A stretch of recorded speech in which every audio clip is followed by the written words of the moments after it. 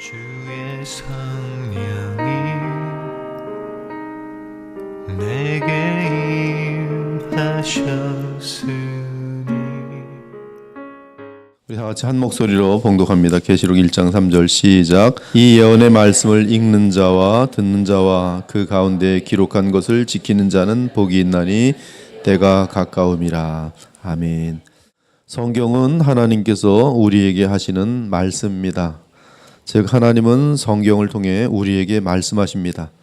성경이 정경으로 완성된 이유는 그 이후로는 하나님은 오직 성경을 통해서만 우리에게 말씀하십니다. 지금 이 말씀은 대단히 중요한 것이에요. 성령께서는 성경 외부에서도 말씀하시는가 아니면 성경으로만 말씀하시는가, 개혁주의는 후자입니다. 그래서 대단히 중요한 것이, 성경이 정경으로 완성된 이유는 하나님은 오직 성경을 통해서만 우리에게 말씀하십니다. 그 이유는 주 예수 그리스도는 하나님의 마지막 말씀으로서 그분 예수님의 구속사역의 완성과 함께 성경은 정경으로 완성되었기 때문입니다.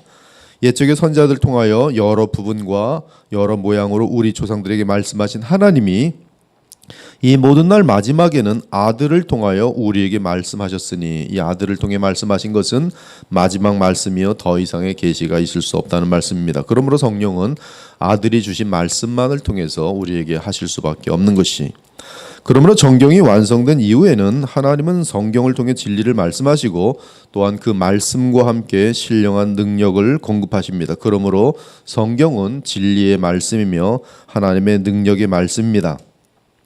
성경은 영원한 진리의 말씀이기 때문에 우리는 성경으로 모든 것을 분별해야 합니다. 성경으로만이 분별이 가능한 것이 절대 진리입니다. 성령께서는 성경으로 역사하시기 때문에 우리는 성경을 읽고 듣고 묵상하는 가운데 우리의 마음이 변화를 받아 계속 새롭게 해야 할 것입니다. 저도 개혁주의에 오랫동안 머물러 있었지만 사실은 태어났을 때부터 지금까지 개혁주의예요. 한 가지 개혁주의가 좀 더 강조해야 하는 것은 성경의 무오류성, 성경의 완전 영감 주장 외에 성령께서 성경을 통해 전달하시는 복음의 생명의 능력이라고 생각합니다. 이 부분이 강조되지 않음으로 인하여 개혁주의자들 중에는 머리는 비상한데 성품이 그리스도와 무관한 자들이 꽤 많습니다. 우리 그리스도의 보혈교회 지체들은 그러한 머리만 큰 괴물이 되지 않기를 바랍니다. 그러므로 우리는 성경을 읽고 들음으로 복음의 능력으로 열매를 맺어 반드시 우리의 삶과 가정과 교회와 사회에서 거룩하고 선한 변화된 마음과 삶을 나타내야 할 것입니다. 그러므로 형제들아, 내가 하나님의 모든 자비하심으로 너희를 권하노니 너희 몸을 하나님이 기뻐하시는 거룩한 산 제물로 드리라. 이는 너희가 드릴 영적 예배니라. 너희는 이 세대를 본받지 말고 오직 마음을 새롭게 함으로 변화를 받아 하나님의 선하시고 기뻐하시고 온전한 뜻이 무엇인지 분별하도록 하라. 여기 보면 변화라는 단어, 마음을 새롭게 함으로 변화를 받아, 그것이 하나님의 뜻을 알 수 있는 그런 과정 속에 반드시 있어야 되는 것이, 또한 우리는 편지라. 우리 마음에 썼고 무사람이 알고 읽는 바라. 우리가 편지인 거예요. 복음입니다. 우리의 삶이 곧 복음이라. 너희는 우리로 말미암아 나타난 그리스도의 편지니 이는 먹으로 쓴 것이 아니 오직 살아계신 하나님의 영으로 쓴 것이며 또 돌판에 쓴 것이 아니 오직 육의 마음판에 쓴 것이라. 하나님의 말씀의 능력이 우리를 통해서 나타날 때 우리의 삶과 성품이 그리스도의 복음의 편지인 것이, 그러므로 우리는 하나님의 말씀을 읽고 또한 복음의 설교를 들을 때 반드시 그리스도를 담기 위한 변화의 목적을 가지고 그리해야 합니다.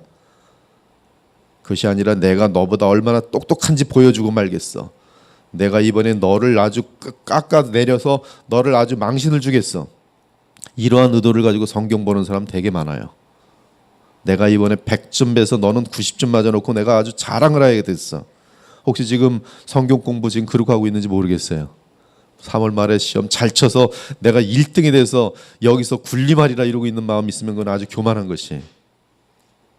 그러할 때 말씀 읽기와 듣기는 정녕 이러한 유익이 없고 오직 예수 그리스도를 담기 위한 변화의 목적을 가질 때만이 성경 읽기와 설교 듣기는 유익이 있는 것이, 하나님 말씀과 기도로 거룩하여 짐이라. 내가 이것으로 형제를 깨우치면 그리스도 예수의 좋은 일꾼이 되어 믿음의 말씀과 내가 따른 좋은 교훈으로 양육을 받으리라. 망령되고 허탄한 신화를 버리고 이 모든 성경 읽기 또 말씀을 듣는 이유는 경건에 이르도록 내 자신을 연단하라. 육체 연단은 약간의 유익이 있으나 경건은 범사에 유익하니 금생과 내생에 약속이 있느니라. 미쁘다 이 말이요. 미쁘다 이 말이요. 이 말은 너무나 소중한 말이니 마음속에 새기라는 말씀이에요. 절대 놓치지 말라는 말씀이에요. 모든 사람이 받을만 하도다. 여기서 경건은 가들리니스 곧 하나님을 닮는 것을 말합니다. 그러므로 우리는 성경 읽기와 설교 듣기를 통해 복음 안에서 성령의 역사를 따라 그리스도를 통해 하나님과 교통함으로 무한한 변화의 삶이 되어야 하는 것이 주는 영이시니 주의 영이 계신 곳에는 자유가 있느니라. 우리가 다 수건을 벗은 얼굴로 거울을 보는 것 같이 주의 영광을 보매 그와 같은 형상으로 변화하여.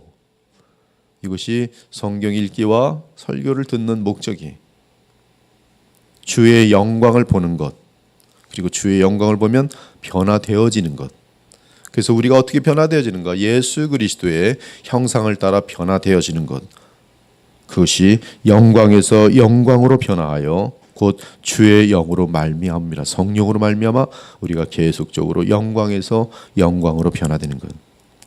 이처럼 우리가 성경을 읽고 듣고 그리고 마음에 묵상한 후 성령의 도우심으로 그 말씀을 우리의 삶에 적용할 때 성경은 우리에게 복음의 능력을 가져다 줄 것입니다.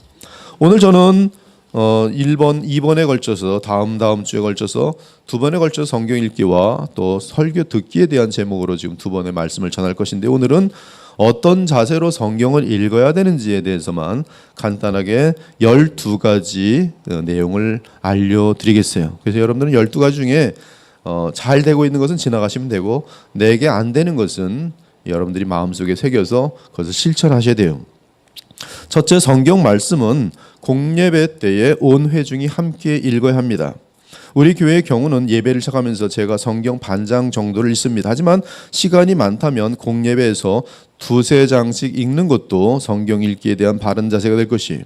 제가 속했던 미국 교회에서 많은 미국 교회들이 이 네덜란드 계통의 교회들이 많이 있는데, 거기서 보면은 한 5분 정도는 성경 읽기를 해요. 성경이 예배가 시작 딱 되면 성경 읽기 쫙 합니다. 대표자가 나와서 아주 정장어라고 성경을 읽어요. 정중하고 간절하게. 그리고 성경 읽기를 위해서 기도를 많이 하고 와서 또 성경을 읽습니다. 얼마나 은혜가 되는지 모르겠어요. 성경은 이러한 자세를 궁극적으로 표현하기 때문에 우리는 추천할 만한 것이 구약의 제도에 속한 것이기도 하지만, 구약 성경을 보면 하나님의 백성은 늘 공적으로 어떤 대표자가 성경을 읽는 전통이 있었다는 것을 발견할 수 있습니다. 그때 학사 에스라가 특별히 지은 나무 강단에 서고 그의 곁 오른쪽의 선자는 마띠아와 스마야, 아나야와 우리아와 헬기야와 마아세아요, 그 왼쪽의 선자는 부다요, 미사엘과 말기야와 하숨과 하스바다나와 스가랴와 무슬람이라. 에스라가 모든 백성 위에 서서 그들 목전에 책을 펴니 책을 펼 때 모든 백성이 일어서리라. 이것도 상당히 좋은 것이, 사실 성경을 읽을 때는 사람들이 일어나야 돼요. 하나님의 말씀이 이렇게 봉독되어지는 것인데, 글쎄 언젠가 되어질지도 모르겠어요. 책을 펼 때 모든 백성이 일어서니라. 에스라가 위대하신 하나님의 여호와를 송축하며 모든 백성이 손을 들고 아멘 아멘 하고 응답하고 몸을 굽혀 얼굴을 땅에 대고 여호와께 경배하니라. 그리고 쭉 말씀이 있고, 사람들은 백성이 제자리에 서 있는 동안 그들에게 율법을 깨닫게 하였는데 하나님의 율법책을 낭독하고 그 후에 그 뜻을 해석하여 백성이 그 낭독한 것을 다 깨닫게 하였더라. 사도시대 때에도 이러한 전통은 계속 유지되고 있었습니다. 이는 예로부터 각 성에서 각 도시에서 모세를 전하는 자가 있어 안식일마다 회당에서 모세의 글을 읽음이라. 회중들이 모였을 때 공식적으로 모세의 글을 읽었다는 말씀이, 예수께서 공생애를 시작하실 때에도 그 전통에 따라 예수께서는 그 전통을 지키시며 가서 랍비로서 그 앞에 나가셔서 말씀을 읽으심으로 그의 사역이 시작합니다. 선지자 이사야의 글을 드리거늘 책을 펴서 이렇게 기록된 데를 찾으시고, 그리고 자신에게 성령이 임한 그 메시아인 사실을 선포합니다. 즉 그 당시 예수님 당시도 어떤 대표자가 회중 앞에서 성경을 읽는 것이 전통이었고, 예수님도 그 전통을 따라 그의 사역을 시작하셨다는 말씀이. 또한 신약에서도 바울은 디모데를 교회의 지도자로 세운 후 당부합니다. 내가 이를 때까지 읽는 것과 권하는 것과 가르치는 것에 전념하라. 이는 공예배 및 여러 모임 가운데서 성경을 읽는 것과 성경의 교훈을 권하는 것 그리고 가르치는 것을 지금 뜻하는 것입니다. 그러므로 우리 역시 공예배 때에 성경을 읽는 것은 대단히 권장할 만한 것이. 둘째는 성경을 읽어보면 성경은 우리가 개인적으로든 공동체적으로든 성경을 규칙적으로 읽을 것을 권합니다. 이를 위해 가정에서의 영적인 가장, 아버지면 좋겠죠. 또는 교회 공동체 지도자는 맡겨진 양들에게 규칙적인 성경 읽기를 권해야 합니다. 이렇게 권하기 위해서는 누구보다 지도자 자신이 먼저 말씀이 마음속에 깊게 새겨질 만큼 규칙적으로 개인적으로 성경을 많이 읽고 또한 깊게 분석하며 정독하며 읽어야 할 것입니다. 오늘 내가 네게 명하는 이 말씀을 너는 마음에 새기고 내 자녀에게 부지런히 가르치며 집에 앉았을 때든지 길을 갈 때든지 누워 있을 때든지 일어날 때든지 이 말씀을 강론할 것이며 너는 또 그것을 네 손목에 매어 기호로 삼으며 내 미간에 붙여 표로 삼고 내 집 문설주와 바깥문에 기록할지니라. 제가 이 말씀을 읽으면서 얘기할 것들이 너무나 많아요. 있었던 일들이. 근데 그 얘기를 하면 지금 이 설교가 지금 2번에 걸쳐서 할 걸 가지고 여러 번 하게 되기 때문에 아무것도 얘기를 못 하겠어요.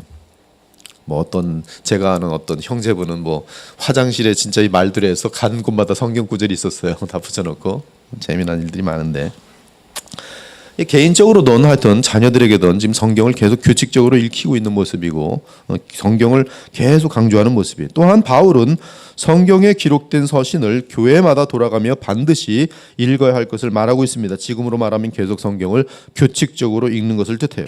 라오디게에 있는 형제들과 눈바와 그 여자의 집에 있는 교회에 문안하고 이 편지를 너희에게서 읽은 후에 라오디게인의 교회에서도 읽게 하고 또 라오디게아로부터 오는 편지를 너희도 읽으라.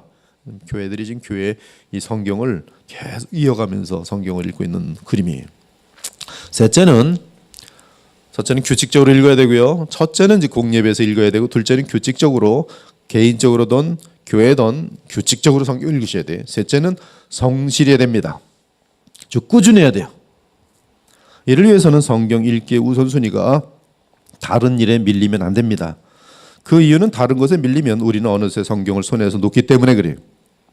그러므로 성경 읽는 시간을 가장 분명한 시간에 두어야 합니다.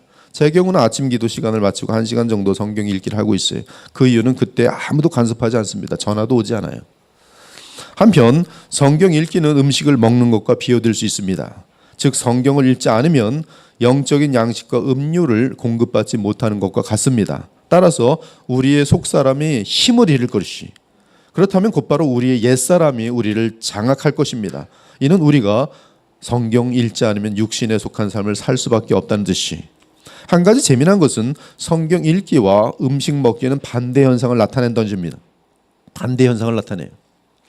음식 먹기는 어느 정도 배가 부르면 더 이상 맛이 떨어지면서 잘 먹지 못합니다. 배가 부를수록 이 먹고 싶은 욕구가 줄어듭니다.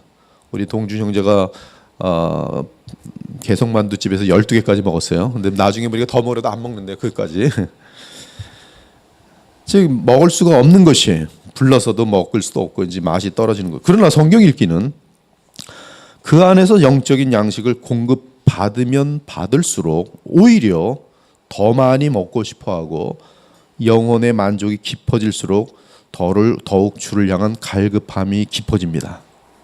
그러므로 성경을 멀리하는 사람을 성경 읽게 하려면 처음에는 일종의 선한 차원의 강제성으로 붙들어 놓으면 그때서 성경을 확 맛을 보면서 성경을 읽고 싶은 마음이 생기는 거예요. 그러나 이 순간까지 오기 전까지는 성경 안 읽습니다.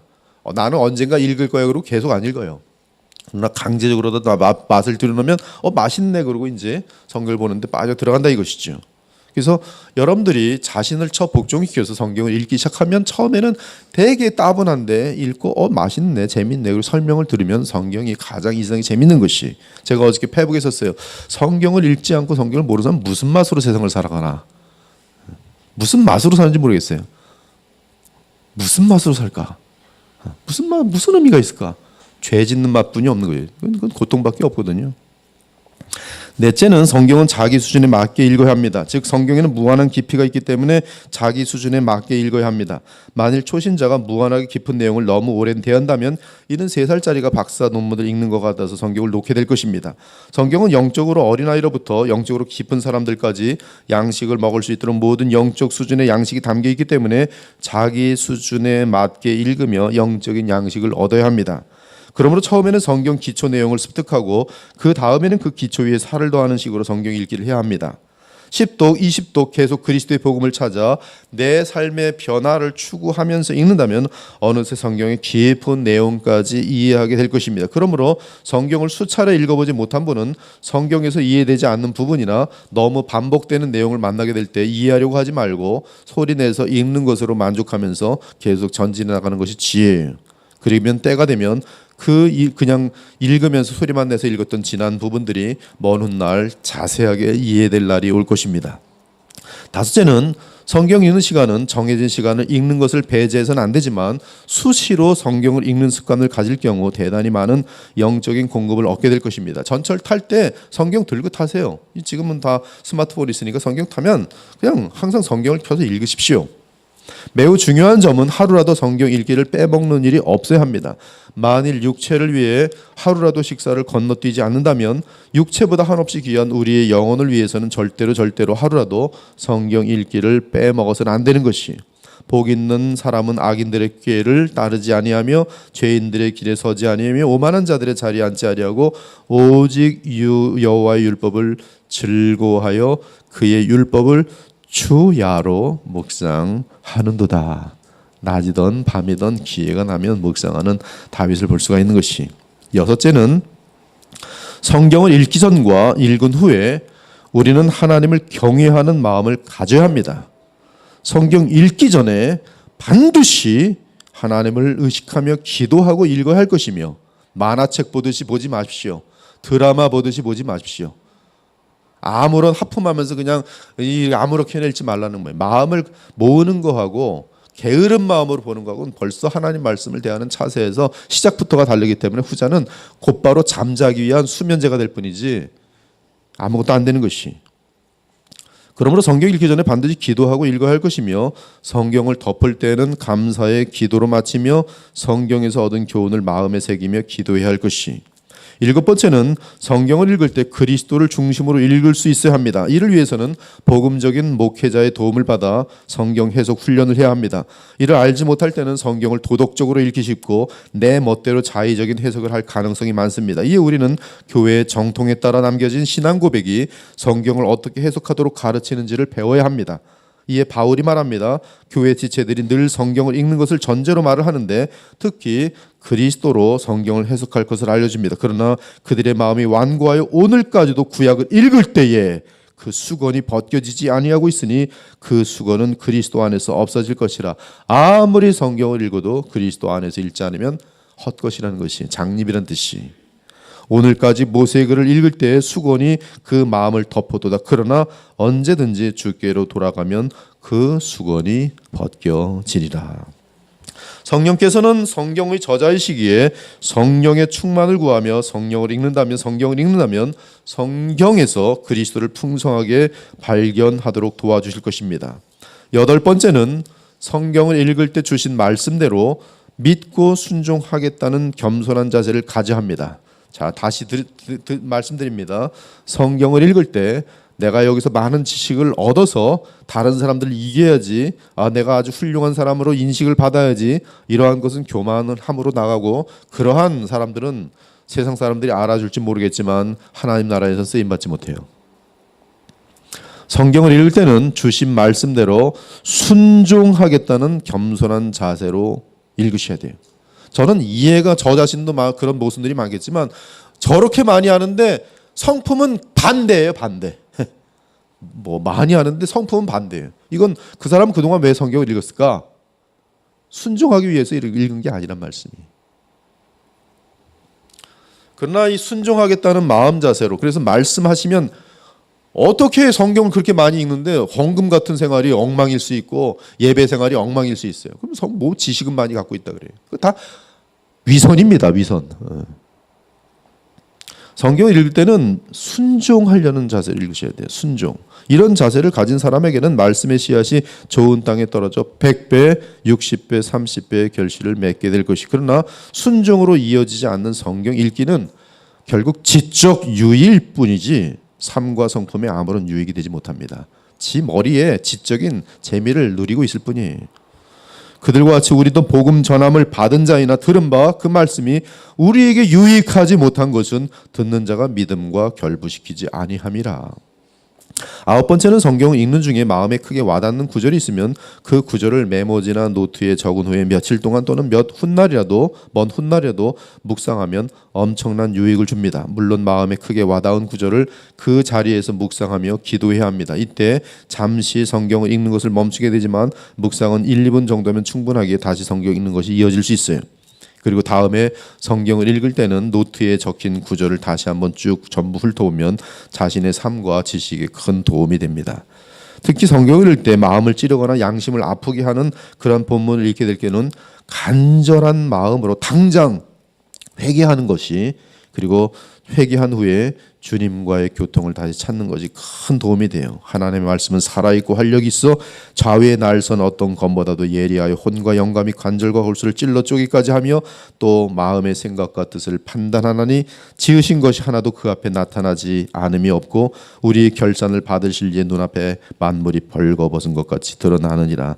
이러할 때 곧바로 회개하고 그리스도를 믿음으로 하나님 보좌 앞에 나아가 마음을 새롭게 한다면 우리의 삶과 성품은 계속 거룩을 향하여 달려갈 수가 있는 것이. 11번째는 성경을 읽다가 이해되지 않는 부분이 생기면 건전한 주석을 사용할 수 있어야 합니다.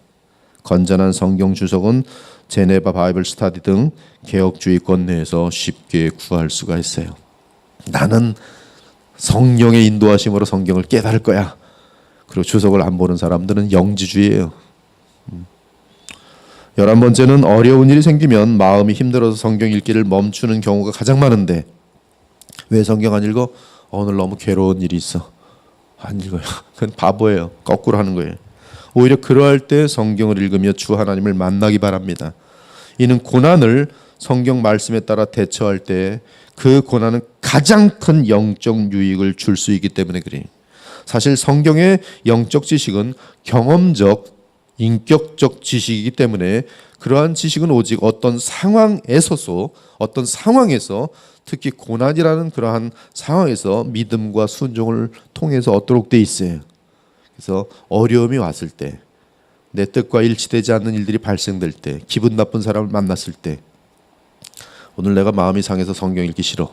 이 사람은 인간적으로 그 사람을 반응할 수밖에 없지만 그럴 때도 성경을 가까이 하고 읽으면 성경을 통해서 예수님의 음성을 듣고 그를 계속 사랑할 수가 있어요. 바로 그러한 지식이 인격적 지식으로서 우리에게 진정한 참된 지식이 된다 이 말씀이 베드로 후서에서 말한 이 지식에서 자라는 지식은 지적인 지식만을 의미하는 것이 아니라 바로 이러한 체험적인 지식이 중요한 것이. 마지막으로 우리는 성경을 대할 때 하나님께 감사해야 돼요. 여러분 성경이 없었다면 우리는 다 아무것도 모르는 어둠 속에 있는 존재일 뿐입니다. 사실 성경은 우리 인류에게 주어진 가장 귀한 하나님의 선물이. 그러므로 성경을 가장 소중히 여기고 성경을 늘 읽고 배우고 성경을 주신 하나님께 항상 감사해야 돼요. 이러한 자세로 성경을 소중히 여기며 성경을 읽을 때 우리의 삶은 한없는 풍성한 은혜에 거하게 될 것이, 이러한 은혜에 거하는 여러분 모두가 되기를 우리 주 예수 그리스도의 이름으로 축원합니다. 아멘. 기도 올리겠습니다. 주 하나님 감사합니다. 우리에게 성경을 주신 하나님께 감사합니다. 그 성경은 하나님의 말씀으로서 우리의 지혜가 되어주시고 우리의 어떤 상황 속에서도 하나님의 뜻이 무엇인지 알 수 있는 그러한 길이 되어주시고 그 안에서는 하나님이 역사하시는 전능하신 거룩의 능력들이 흘러넘치도록 우리가 믿음 안에서 덧입을 수 있는 너무나 영원토록 귀한 하나님의 말씀임을 인정합니다. 그러므로 성경을 가까이 하게 하시고 그 어떤 것보다도 성경을 사랑하게 하시고 성경의 사람들이 되게 하여 주옵소서. 우리 그리스도의 보혈교회가 성경의 교회가 되게 하시고 성경 속에 있는 그리스도 안에서의 복음을 풍성히 누림으로 말미암아 이 시대 가운데에서 많은 교회들에게 큰 본이 되는 교회가 될 수 있도록 성경의 지체들이, 성경으로 훈련된 주의 종들이, 성경의 백성들이 충만하게 배출되어지는 복된 교회가 되게 하여 주시옵소서. 오늘 주신 말씀에 따라 저희들 이 아침에 성경을 가까이 하기로 결단하게 하시고 성경을 대할 때 성령의 인도하심을 따라서 한량없는 은혜를 누리고 맛보는, 그리고 예수님을 닮아 변화되는 그 은혜를 누리면서 그 평생에 하나님께 감사할 수 있는 복을 누리게 하여 주시옵소서. 살아계신 우리 주 예수 그리스도의 이름으로 기도 올려옵나이다. 아멘.